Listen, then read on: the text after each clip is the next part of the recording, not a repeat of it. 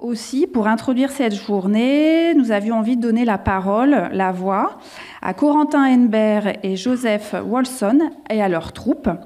Voilà, Corentin et Joseph, vous êtes l'auteur et les metteurs en scène de la pièce Amour chimique. Vous allez nous interpréter 3 extraits de votre pièce. C'est un aboutissement d'un travail de longues années. Cette pièce a reçu le prix du public Tremplin Propulsion Plateau Sauvage dans le 20e arrondissement et on a l'honneur de vous accueillir. On vous laisse la parole. Voilà.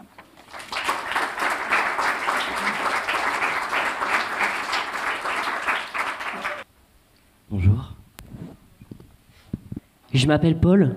Je m'appelle Richard. Je m'appelle Elio. Karim. Michael. Mohamed. Antoine. Jeanne. Val. Thomas. J'ai 24 ans. J'ai 37 ans. 45. 22 ans. 56. 31. 19. 26. Je suis serveur. Je suis leader de prod. Je suis sans emploi. Ingénieur. Comédien. À la base, je suis veilleur de nuit. Mais comme je suis à temps partiel, je deal un peu pour arrondir les fins de mois. Je suis responsable marketing pour un gros groupe automobile. Infirmier libéral. Travailleur du sexe. J'ai commencé le chemsex il y a 3 ans. J'ai commencé il y a 5 ans. J'ai commencé il y a 1 an. Il y a 10 ans. 2 ans. 9 mois. La première fois que j'ai entendu parler du chemsex, c'était sur Grindr. Mais je comprenais pas ce qu'on me demandait, plan chems. Moi, je pensais naïvement que c'était juste du verlan, chum, et qu'on me proposait un plan cul entre personnes moches, et j'étais assez vexé. Au début, j'avais juste fait ça pour essayer. En tant qu'escorte, la précarité, ça peut faire partie de notre quotidien. Alors pour manger, tu dois parfois te résoudre à faire ce que te demande le client. Ça venait d'Angleterre, je crois. Comme j'habitais là-bas à l'époque. Un jour, j'ai débarqué chez un mec et il ne m'avait pas dit, mais ils étaient déjà 4, tous complètement défoncés. C'était un moment où j'étais seul. Vraiment seul. Je venais de livrer de la drogue à un gars. J'ai débarqué dans une touze avec plein de mecs. Je suis un homme trans, la testostérone que je prends, ça me fait bouillir la libido. C'est mon copain de l'époque qui prenait ça. La première fois que j'ai essayé, c'était un mec hyper beau que je stalkais depuis des mois. Il voulait me faire essayer, moi je voulais pas. Mais il insistait, je me suis laissé convaincre. J'avais vraiment envie de coucher avec lui. Je me suis pas dit que je recommencerais après la première fois. En vrai, j'ai trouvé ça même plutôt nul. Tout le monde était sur son portable et personne baisait. Moi, quand j'ai essayé, ça a duré des jours. Pendant le Covid, les lieux de rencontre pour personnes queer ont fermé. Et tous mes potes se retrouvaient en appart et prenaient les drogues qui habituellement étaient réservées au chemsex. Les tous sont un peu devenus un nouveau lieu de rencontre. Et il y a un côté cool à voir tout le monde à poil. Lorsqu'on est nu, il n'y a plus vraiment de classe sociale et tout le monde se mélange. À un moment, je faisais des plans chemsex pour punir mes parents. Genre, regarde ce que t'as fait de moi. Ça va sonner cliché de dire ça, surtout pour un PD comme moi, mais je pense que ça vient d'un traumatisme que j'ai vécu avec ma mère, ou quelque chose dans le genre. Je suis tombé plusieurs fois amoureux en tous. Enfin, je crois. Au début, c'était cool. Non, moi, dès le début, j'ai senti que ça pouvait merder. Hein. Au début, le chemsex, c'est juste prendre de la drogue dans un contexte sexuel. Mais à force de consommation, le chemsex devient juste le fait de prendre de la drogue. Prendre de la drogue devient l'acte sexuel. Par contre, il y a des mecs qui savent vraiment pas gérer le truc. Qui commencent à prendre de la tine, à se slammer. Sur Grindr, t'as plus que ça. Un message sur 2, c'est une invitation à une partouze. Ou un mec qui veut te poser un plâtre. Je voyais des mecs faire des J-Hall et on faisait comme si de rien n'était. La 3, c'est le diable. La 3, c'est le diable. On était tous conscients de la situation. Et c'était ça le pire. On savait très bien ce qu'on faisait et ce qu'on risquait. Mais c'était une période tellement floue. Une fois, j'ai pas dormi, pas mangé, pas bu pendant 5 jours pendant une session chemsex. J'essaie pas de trouver un coupable, j'essaie de trouver des raisons. T'avais l'impression d'être heureux alors que non. Hein. T'avais toujours ta vie naze, ta dysphorie de genre, mais tu l'oubliais jusqu'à ce que la réalité te revienne en pleine gueule. Et c'était terrible. Je pensais que j'allais tout perdre. Mon frère était en train de crever parce qu'il était sous dialyse, mais je préférais passer mon temps en partouze avec des mecs que je connaissais pas. C'était le seul moment dans ma vie où j'avais l'impression d'être en vie. Voilà, c'est ça, j'avais l'impression d'être en vie. Peu importe les risques, je me piquais dans les boîtes, dans les escaliers, dans une cave à Château-Rouge. J'ai dû apprendre à injecter, j'ai fait un infarctus à 28 ans. J'ai perdu pas mal de poids.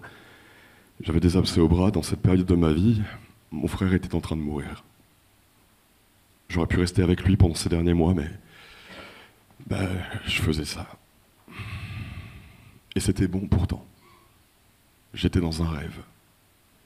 Mais j'avais peur de me tromper de rêve, au fond. C'est après ces 5 jours que je me suis dit, ok, t'as un problème. Les gens normaux, ils font pas ça. Personne ne fait ça. J'en ai parlé au centre de soins queer et on m'a conseillé d'aller voir quelqu'un. J'ai peur d'avouer mon addiction parce que reconnaître le problème, c'est lui donner vie. J'ai fait mon coming out 2 fois, celui d'homme trans et celui d'addict. Moi, mon problème, c'est la FOMO. Fear of missing out. C'est ce qui fait qu'on passe des heures assis là comme des cons sur un canapé à regarder les autres copuler alors qu'on pourrait juste partir, mais on reste. On reste parce qu'on pense qu'on va avoir plus beau plus tard alors qu'il n'y aura pas plus beau, il n'y a jamais eu beau. J'ai arrêté depuis 3 ans, 2 ans, 5 ans. 3 mois. J'essaie d'arrêter. Je suis clean maintenant, même si je déteste ce mot. En tant que personne racisée, être confronté au racisme ou à la fétichisation de ma couleur de peau m'a permis de prendre un peu mes distances avec ça. Je me sentais pas prêt à arrêter. Arrêter le chemsex, ça voulait dire arrêter le sexe pour moi, au moins pour un temps. Parce que, les gars, moi j'étais juste venu baiser et prendre de la drogue. Pas subir vos délires néocolonialistes, là, en m'appelant bois d'ébène. Je sais que je suis pas un canon, de par mon âge, de par mon corps. Et le chemsex me permettait de coucher avec des garçons auxquels j'aurais jamais pu prétendre. Et ouais, je sais. C'est ridicule, mais ça fait du bien à l'ego. De se sentir beau dans les yeux d'un autre. Et me couper du chemsex, c'est me couper de ces instants-là aussi. J'ai trouvé un rythme à l'intérieur de ça. Je me sens bien maintenant. Quand tous tes amis tapent, arrêter, ça signifie couper les ponts avec tes potes et retourner dans cette solitude. J'ai pas de manque physique. J'ai un manque mental. Le plus dur, c'est de retrouver une libido après. Je m'appelle Candide. Bonjour Candide. Je suis né à Maubeuge. Je sais pas si vous connaissez. Non? Tant mieux, cherchez pas à connaître, tout y est gris. Je suis monté à Paris juste après mon bac. J'avais tout juste 18 ans. Paris, c'était au début pour moi la liberté d'être gay sans qu'on me pose de questions. Et je suis rentré de plein pied dans la fête. Une fête énorme. Voilà, c'est ça. Au début, il y avait la fête. C'est celle qui marque, celle qui nourrit des conversations nostalgiques des années après. C'était une fête sans limite, débordante. Le sentiment de partout. Dans l'appartement de Candide, livide, est assis au bord du lit. Il est en descente. Son téléphone sonne, il le regarde, soupire, ne répond pas. Le téléphone sonne encore, ça insiste. Candide se décide à répondre. Allô? Oui? Oui, ça va, oui, je suis juste un peu fatigué, là, je sais, oui. T'es en bas? Candide, pétrifié, raccroche, puis enfile vite un haut à manches longues pour cacher ses bras. Cache en catastrophe les restes de paille et seringues. Ça frappe à la porte. Merci, putain, j'ai failli attendre. Ouh, ça sent le fauve. Ou le cadavre, au choix. C'est quand même malheureux de devoir te harceler des jours juste pour voir ta tronche. Désolé, je suis un peu stressé, là, et fatigué. Fatigué par quoi? Comme m'a dit qu'il te voit plus à la fac. Des trucs, il m'arrive pas mal de trucs, là, en ce moment. Ouais, des trucs. Ce serait pas que tu te défonces un peu trop souvent? Mais non, t'inquiète. T'as jamais su me mentir. Je mens pas. Candide, écoute-moi. Regarde-moi dans les yeux. Avec Homme, on est hyper inquiet. T'arrives à gérer? Oui. Bah oui. Non.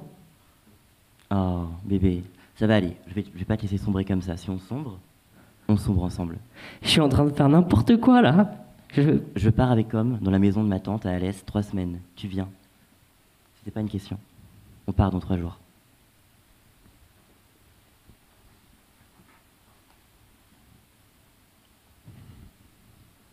Moi, c'est Léo. Ça veut dire lion, en latin. Ou en grec, je sais plus. Je suis parisien, enfin, je vis chez un copain ici. J'ai commencé il y a 6 mois. À taper, je veux dire. Moi, je prends rien d'habitude, quelques bières. J'ai essayé un joint une fois. Pour dire, j'ai même pas essayé le poppers. Et il y a tout le monde qui me parlait de la 3-MMC. Donc, j'ai testé avec un garçon que j'aimais bien. J'avais confiance, quoi. Et puis c'était ouf.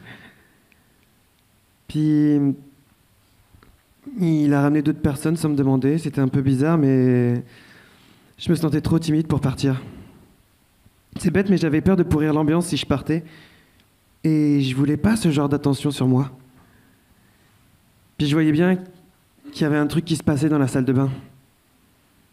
Puis il y avait ce mec qui faisait des piqûres à tout le monde, qui en ratait pas une. J'ai été très perché, alors j'ai pas dit non. Je me suis laissé faire et j'ai tendu le bras. Ouais, j'ai pas dit non. J'ai commencé le chemsex pendant le premier confinement. En fait, j'ai jamais fait autant de tous de ma vie que pendant cette période. Après, j'ai continué. Puis, il y a eu les couvre-feux et l'autre confinement. Je bosse dans la restauration, j'étais au chômage pendant 1 an, quoi. Je me suis rendu compte qu'autour de moi, il n'y avait que des partouzes. Les gens compensaient. On était tous des rats en cage qui se défoulaient comme ils pouvaient. Je sais pas comment j'ai fait pour pas choper le virus, en vrai, parce que, bon, les gestes barrières, quand on s'encule... Depuis ce moment, je vois que ça, du Kems, partout. Et on est laissé à la dérive. Comme toujours. Parce qu'au final, on n'en a rien à foutre de nous. On n'en a jamais rien eu à foutre de notre gueule. La merde du PD crasseux par ses vices, tout le monde s'en branle. Hein? Depuis le VIH, on n'a rien appris. On gesticule, on bouge les bras en hurlant « Eh oh, regardez ce qui se passe chez ces gens-là ». Il faudra attendre que le chemsex atteigne les hétéros pour qu'on commence enfin à s'inquiéter. Là, les pouvoirs publics agiront. Nous, les homosexuels, les gays, les queers, nous les pédales, nous les tafioles, les monstres de la vie ordinaire, les laissés pour compte, on existe. Moi aussi, j'existe. J'existe. Alors que moi, je veux juste être normal. Putain, mais j'ai dû appeler 3 addictos avant qu'un seul comprenne de quoi je lui parle. 3 MMC, Kems, Slam, ça te parle pas? Et lorsque j'ai enfin réussi à trouver quelqu'un pour qui tout mon foutu charabia avait un sens, on m'a répondu ces mots. Je peux vous proposer un rendez-vous dans 1 mois. 1 mois. 1 mois. Mais tu sais combien de fois j'ai le temps de crever en 1 mois? Non mais comprenez que depuis le Covid, la demande est beaucoup plus forte et peu de médecins sont formés à vos problématiques. Mais en quoi c'est mon problème à moi? Je vous appelle en situation d'urgence là. Faut que vous compreniez que chaque week-end, je m'enfile des prods qui habituellement servent à nettoyer les jantes des putains de bagnoles. On n'est pas sur un cas de force majeure? Il vous faut quoi, putain? Il vous faut quoi? Je vais crever, c'est pas une question de moi, c'est une question de jour, je le sens. Je le sais. Mais moi, aujourd'hui, je me dis qu'après tout, malgré nos problèmes, cette addiction, tout ça, ça me rend plus fort.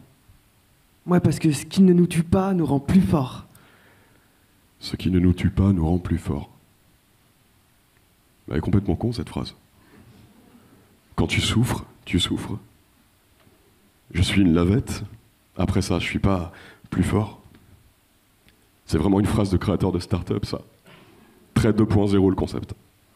C'est illusoire, hein. On ne retient pas les leçons, sinon on retomberait plus jamais amoureux. On remonterait plus à cheval et on nagerait plus après la tasse. En fait, on n'est pas plus fort. On est plus con. On oublie. C'est l'oubli le moteur du monde. C'est l'oubli le fait qu'on n'arrête pas tout et qu'on s'enveloppe pas dans du papier bulle. Ce qui ne nous tue pas, ne nous tue pas. Point. Fin du proverbe de mes couilles. Et c'est ça le drame de nos vies. C'est qu'on survit à tout.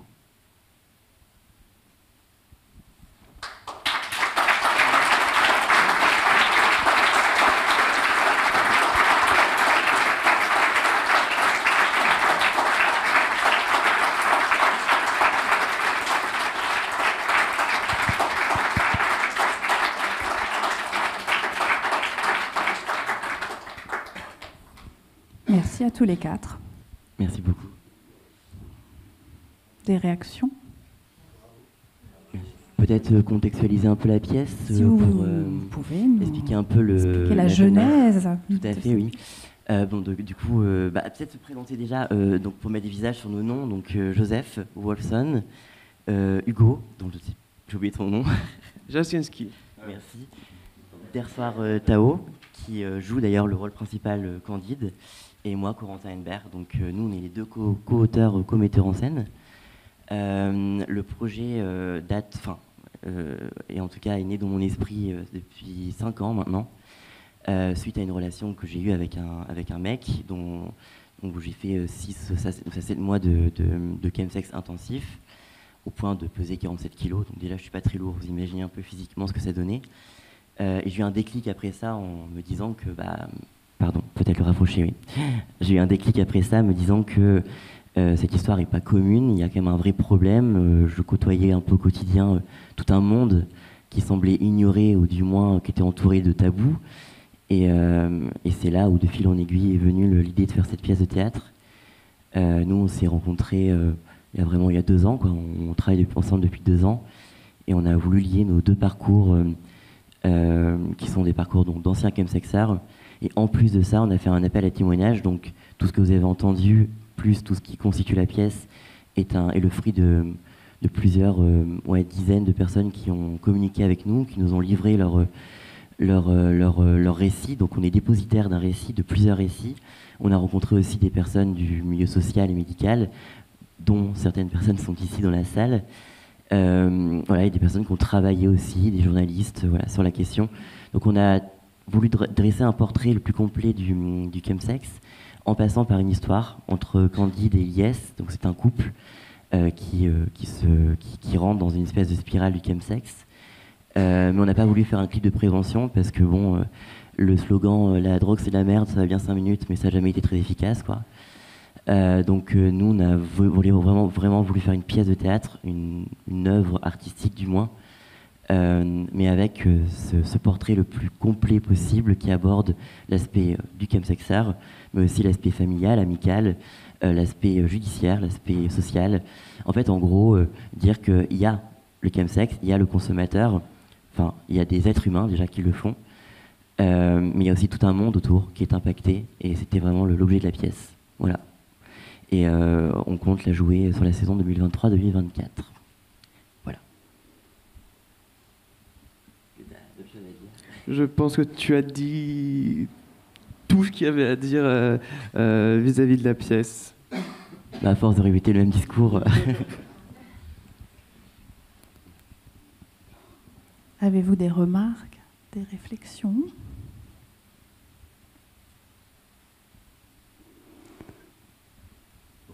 On vous donne rendez-vous à la table ronde.